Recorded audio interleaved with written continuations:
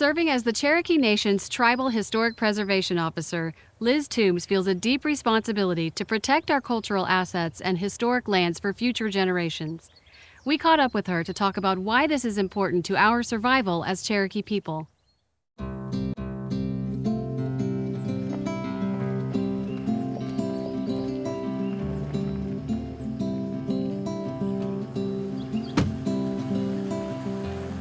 We're outside of Bell Community in the southern part of the Cherokee Nation at a spring, Candy Mink Spring, that is named after a community leader. This place is really important historically to a number of families. Behind me, we have some fresh flowing water and a number of plants that are really important as a food source and as medicine. So part of this role in historic preservation and cultural resource management means being able to document places of importance to communities. And it's somewhat of a challenge. I think a lot of people, when they think about cultural resources, they think about archaeology, which is an important aspect of site and cultural resource management. But it's difficult coming to places like these and not necessarily seeing what we would consider artifacts or objects on the surface of the land. You might come down here and just see a number of trees and plants, but we're looking at a cultural landscape, something that kept communities together, something that kept our health and spiritually, physically, all of these aspects that are important to cultural survival.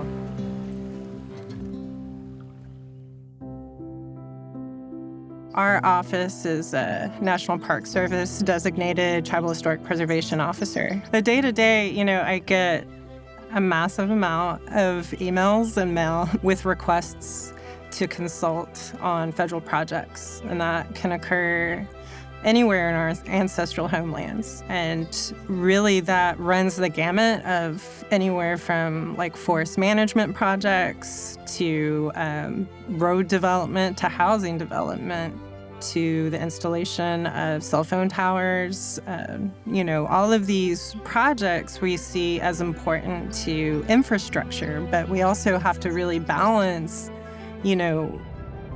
the potential impacts that you could have on our history, on our identity. And so that's why it's such an important role to play in that process.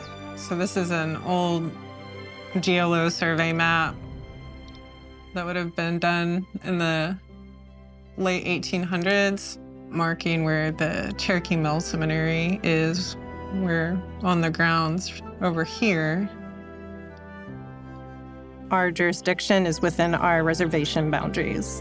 And I also participate in consultation on projects that occur in our ancestral homelands out east and along the Trail of Tears routes and our previous treaty lands along the Cherokee Strip.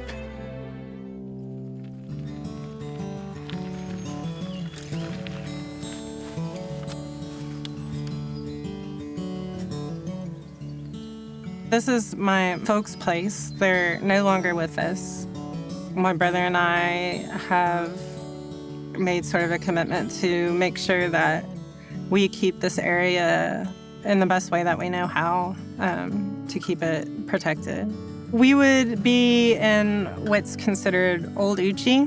It's a suburb of Kenwood. They say the fastest way that you can get here is to be born here. These are our old haunts, and there's points you could go off this way or that way and just find springs and everything natural. Growing up in this area, I don't know if I realized how important it was to my identity. I love this place.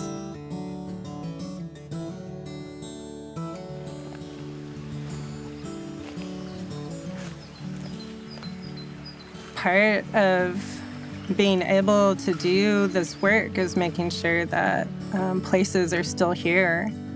They're here as an expression of who we are, of our way of life, of our survival.